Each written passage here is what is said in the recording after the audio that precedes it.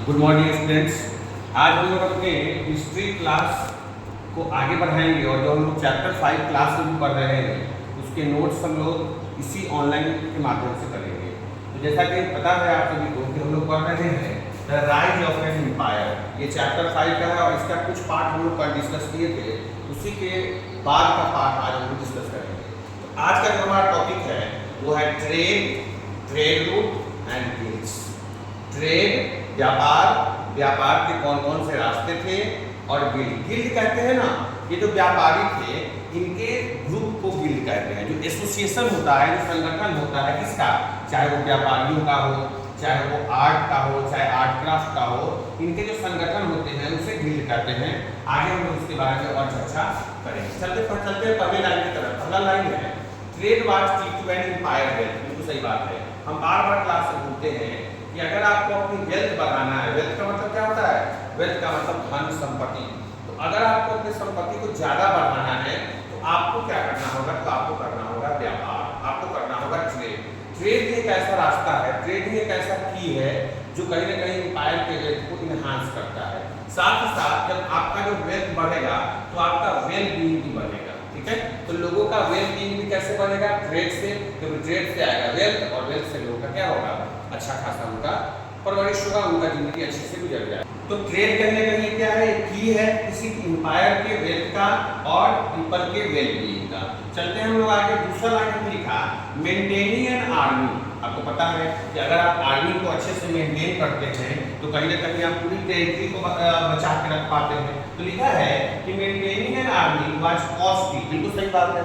अगर आप आर्मी रखते हैं तो आर्मी पे होने वाला खर्च, चाहे वो उसके फूड पे हो, चाहे वो उसके शेल्टर पे हो, चाहे वो उसके क्लॉथ पे हो, यहाँ तक कि आप जो वेपन्स देते हैं, जो औजार देते हैं, जो हथियार देते हैं आप आर्मी को, उसमें भी बहुत ह्यूज अमाउंट लगता है। इससे क्या होता है, किसी भी एम्पायर का जो खर्चा है, जो कॉस्ट है, वो बहुत ज़्यादा बढ़ जाता है। तो वही लिखा गया कि maintaining an army was costly, चाहे वो फूड पे हो, चाहे वो डिफेंस पे हो, या फिर हॉर्स पे, रोड, सिक्स, ये सब बनवाने में आपको बहुत ज़्यादा खर्च करना पड़ता है। आपको पता है कि जो मगध था, जिसके बारे में हम आगे बात करेंगे, वहाँ पे हाथी और घोड़ों का एक लंबा समूह हुआ करता था, एक बड़ा समूह हुआ करता था।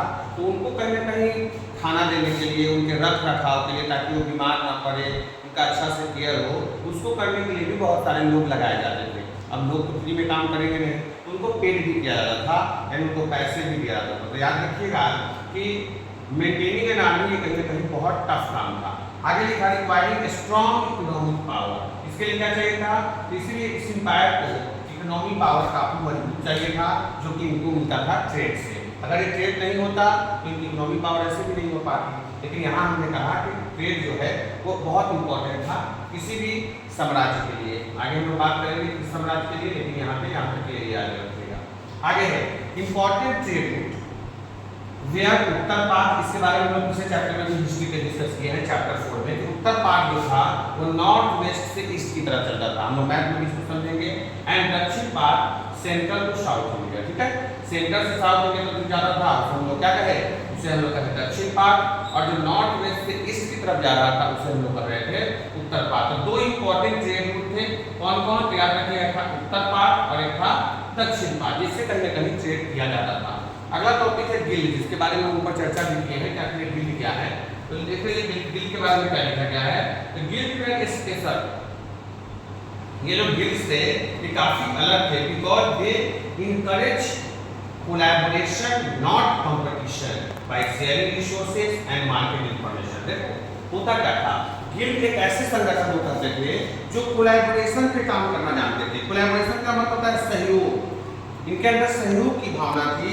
ये प्रतिद्वंदी नहीं थे, ये कंपटीटर नहीं थे आपके। ठीक है, तो ये क्या करते थे, तो कोलैबोरेट करते थे, लोगों को सहायता करते थे ताकि वो क्या कर सके, ताकि वो अच्छे से ट्रेड कर सके। किसके माध्यम से, तो वो रिसोर्सेज को शेयर करते थे, जो भी रिसोर्सेज है वो उन सबको सबके साथ शेयर करते थे।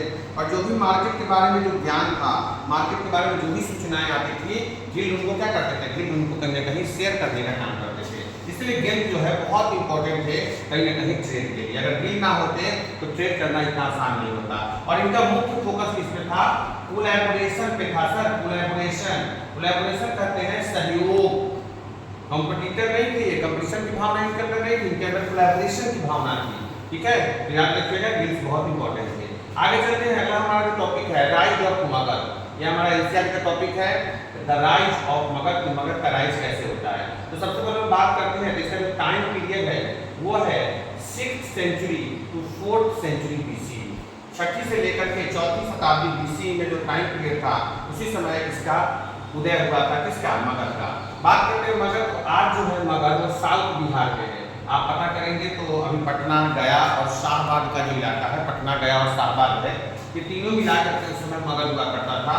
तो आप याद रखिएगा, पहले इसकी राजधानी मगध की राजगीर हुआ करती थी, बाद में इसकी राजधानी को चेंज करके पाटलिपुत्रा कर दिया गया, जिसके बारे में हम लोग और फर्दर बात करेंगे।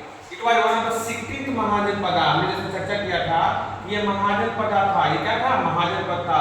हमने 16 महाजनपद के बारे में चर्चा किया था और आपको पता होगा कि एक ऐसा महाजनपद था, यहाँ मोनार्की थी या फिर यहाँ पे रिपब्लिक था। याद रखिएगा, यहाँ पे जो गवर्नेंस सिस्टम था वो पूरी तरह से मोनार्की था, यानी राजतंत्र था। यहाँ आगे चलते हैं, किंग लाइक अजातशत्रु, ठीक है, अजातशत्रु जो बेटा हुआ करता था बिंबिसार का, ठीक है ना, made Mughal strong centre of power.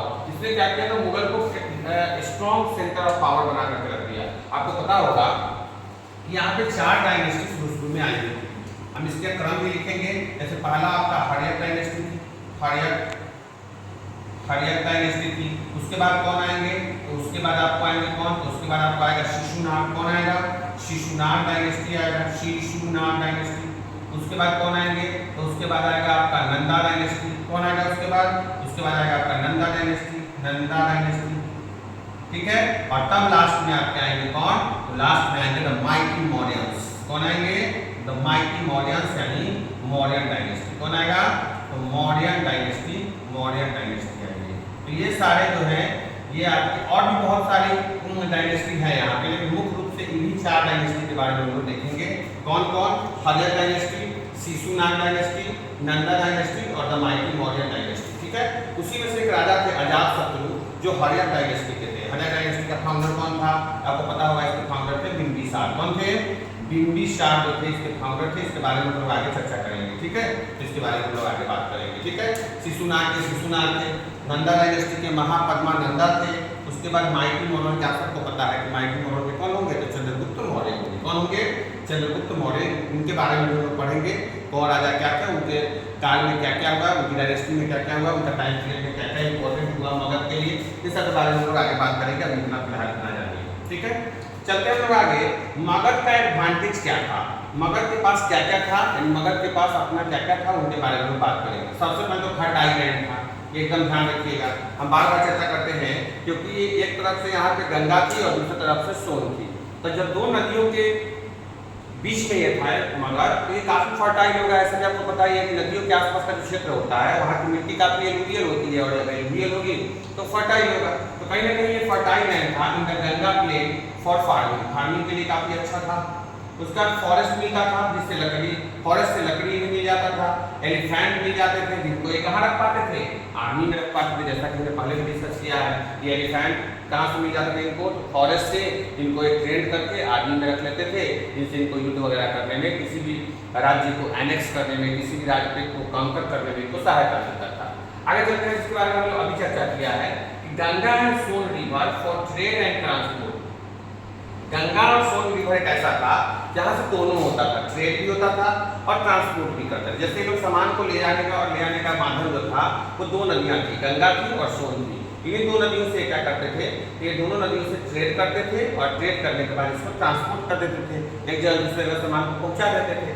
आगे लिखा है आयरन प्लाउ इंक्रीज। अब देखिए आयरन जो है इसकी मात्रा धीरे धीरे बढ़ती गई। आयरन एक मेटल था, तो ये मेटल जो था इसकी क्या हुई, इसकी धीरे धीरे ये मात्रा बढ़ती गई, इसका जो ये अधिकता थी वो बढ़ती गई, और अधिकता जब बढ़ेगी तो क्या होगा, फूड प्रोडक्शन में इसका इस्तेमाल होगा। आयरन वीपन इससे बनने शुरू हो जाएंगे, जो कहीं ना कहीं आर्मी को क्या करेंगे, स्ट्रेंथन करेंगे। मतलब आयरन का बहुत अपना इंपॉर्टेंस है। आयरन के आ जाने से क्या होगा, तो सबसे पहले आयरन के आ जाने से वो जो आप देखते हो ये हल वगैरह जो है, हल जो गांव देहात में पहले यूज हुआ होता था, जो बैग वगैरह को लगा कर हम लोग यूज करते थे, तो हल का इस्तेमाल ज़्यादा होने लगा, जिससे क्या हुआ, फूड प्रोडक्शन बढ़ गया। आयरन का वीपन आने लगा, जो लोहे के जो बहुत बड़े बड़े औजार थे वो बनना शुरू हो गए, जिससे आर्मी कहीं ना कहीं और मजबूत हो गई। और लास्ट में हमारा surplus food allow people to focus on art and craft. देखो लोगों को तो फूड फूड के बारे में नहीं सोचना था कि फूड कहाँ से आएगा कहाँ से नहीं आएगा, क्योंकि यहाँ पे पर्याप्त मात्रा में फूड उपलब्ध था, प्रोडक्शन इतना ज़्यादा होता था कि आपको फूड के बारे में नहीं सोचना था। तो सरप्लस अमाउंट में क्या था, अवेलेबल फूड अवेलेबल था, जिससे लोग जो थे वो फूड के बारे में ना सोच करके आर्ट एंड क्राफ्ट के बारे में सोचते थे। आर्ट एंड क्राफ्ट समझ रहे हैं ना, art and craft. Art and craft का मतलब होता है कि ये कला के बारे में सोचते थे, क्राफ्ट के बारे में सोचते थे। Traded with in and outside, मगर जो दोनों जगह कहीं ना कहीं क्या होता था, तो दोनों जगह कहीं ना कहीं क्या होता था, ट्रेड किया जाता था, चाहे वो मगध के अंदर चाहे वो मगध के बाहर। तो याद रखिएगा यहाँ पे फूड काफी सरप्लस अमाउंट में था, जिससे लोग फूड पे फोकस न करके आर्ट एंड क्राफ्ट पे, यानी हाथ से बना हुआ कला संबंधी जो भी चीजें होती थी उस पर फोकस करते थे, और उसका ट्रेड कहाँ करते थे, with in and outside Magadh, यानी मगध में भी और मगध के बाहर भी। तो आज हम इस क्लास को यही कंप्लीट करेंगे और यही छोड़ेंगे। आगे जो है हम लोग कल इसके आगे और हम लोग पढ़ेंगे। आप लोग क्या कीजिएगा, तो आप लोग वीडियो को पॉज करके ये सारे नोट्स लिख लीजिएगा और लिख करके हमको क्लास में दिखा देना है, ठीक है। और ये करना है कि इस नोट्स को याद भी करना है, ठीक है। तो सभी लोग इस वीडियो को देखिएगा और हमने बेहतरीन तरीके से इसको समझाया है, इसको समझिएगा। और जो डायनेस्टी है ना, इसको हम लोग कल चर्चा करेंगे कि कौन डायनेस्टी कब आई थी। तो आज के लिए इतना ही, हम लोग फिर कल मिलते हैं। चलिए।